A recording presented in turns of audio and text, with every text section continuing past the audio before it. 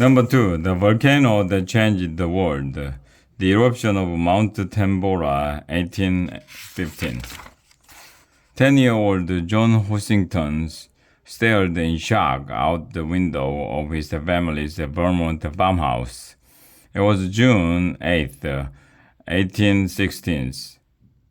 Summer was just 2 weeks away, yet outside a wild winter snowstorm was raging.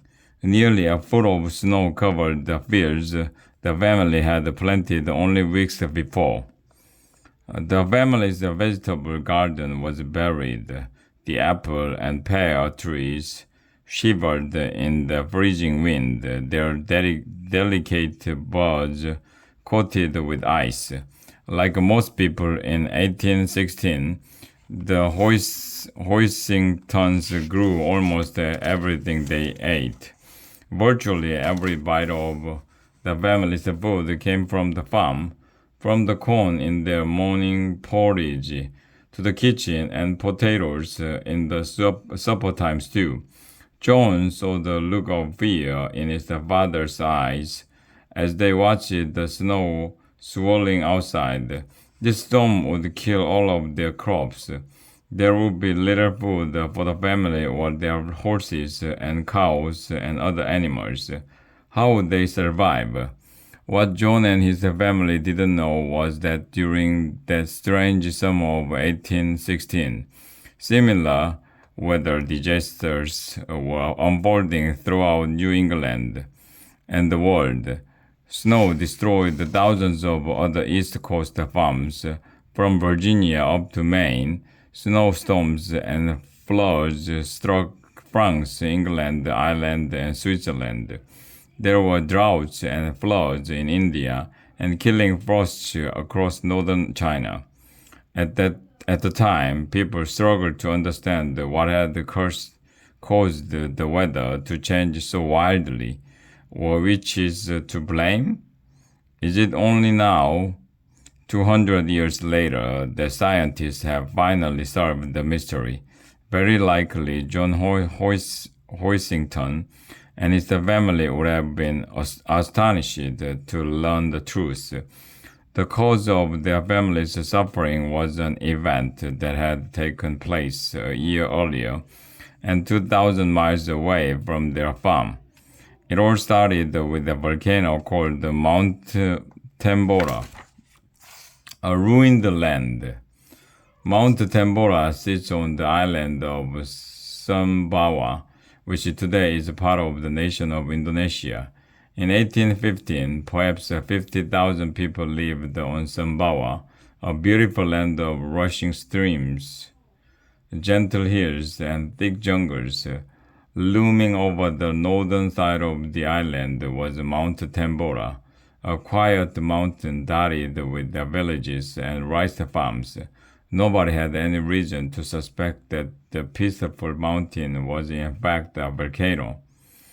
That underneath its velvety green slopes were sneaking tunnels filled with magma and explosive gases.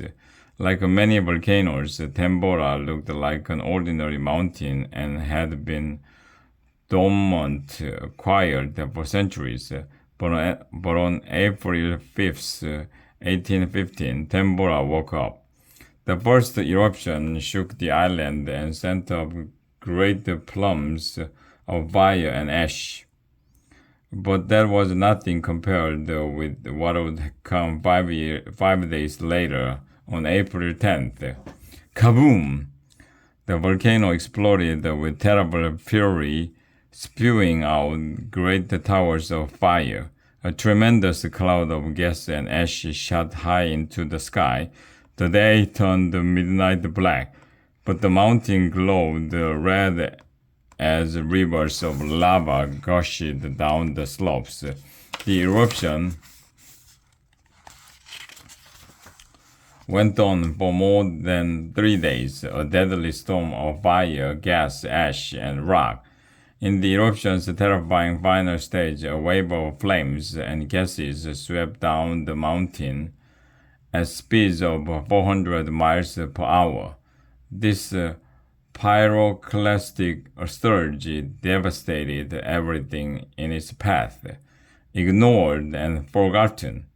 The eruption instantly killed at least 12,000 people living on and around Mount Tambora. Ash and lava ruined the island's soil and poisoned its rivers and streams. Rice paddies were destroyed. No fruits or vegetables would grow. There were no fish to catch, and almost every animal had been killed. Trapped without food on their ruined lands, more than 90,000 people on Sumbawa and the nearby island of Lombok slowly starved to death. The eruption of Tambora in 1815 was the most deadly and powerful volcano eruption on Earth in the past 10,000 years. Its explosive energy was 10 times stronger than that of Krakatoa, history's most famous volcano. Krakatoa erupted in 1883, also in the island chain now known as Indonesia. And yet, incredibly, few people outside the blessed zone learned about this terrible disaster.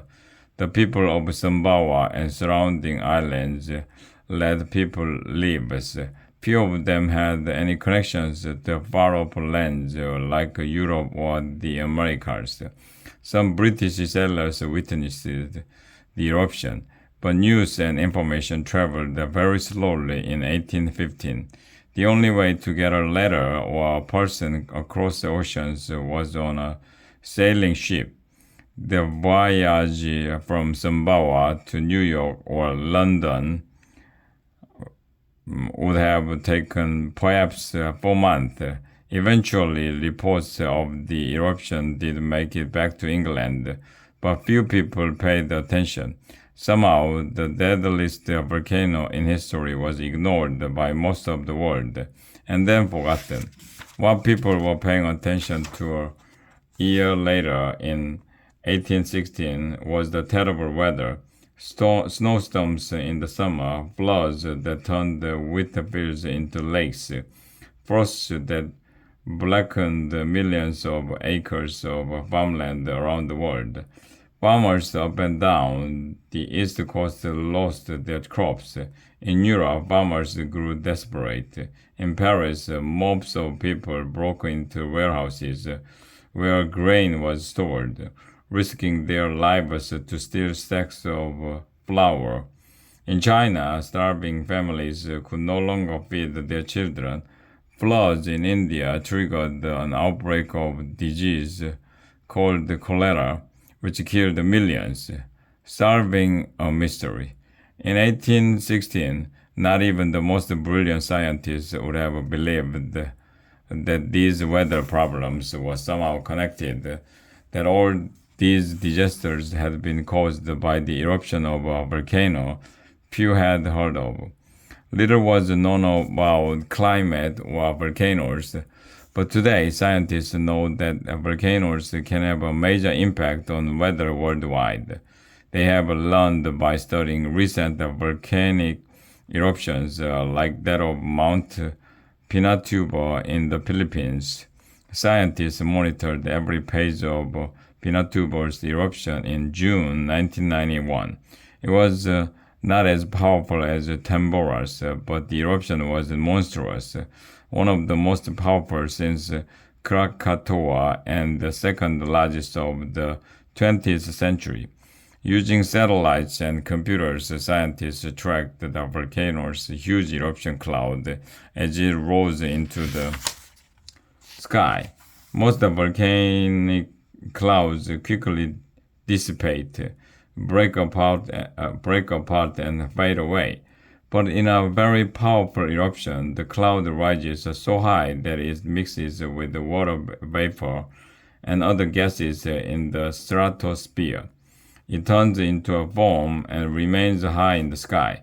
Scientists observed the Pinatubo's cloud as it spread across the world, like a layer of sunscreen slathered across the sky. The cloud blocked out some of the sun's heat and light. temperatures dropped and storms became more violent. It took 3 years for Pinatubo's foamy haze to clear. Tambora's cloud would have been even bigger, its effects more devastating.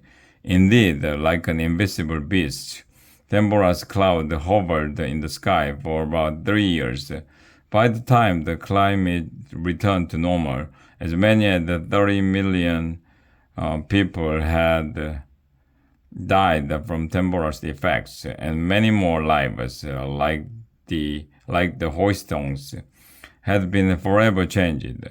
John and his family survived the loss of their crops, but they gave up their farm and moved west to Ohio. They started their trek in June 1817, traveling in an ox cart piled with their possessions. Tens of thousands of other New England farmers made similar journeys, many driven west by the hardships of 1816. It was one of the biggest migrations in U.S. history. Most migrants went to Ohio, Indiana, and Illinois. Farmland in this fresh wilderness was cheap, and the soil was much easier to farm than in rocky New England.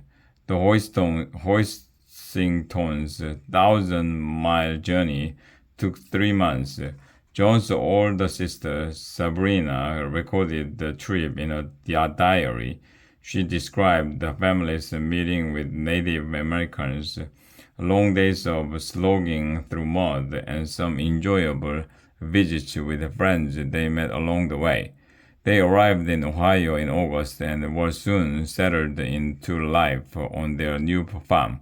Meanwhile, 10,000 miles away, the volcano that had nearly destroyed their lives went back to sleep, sitting in silence to this day until it wakes again.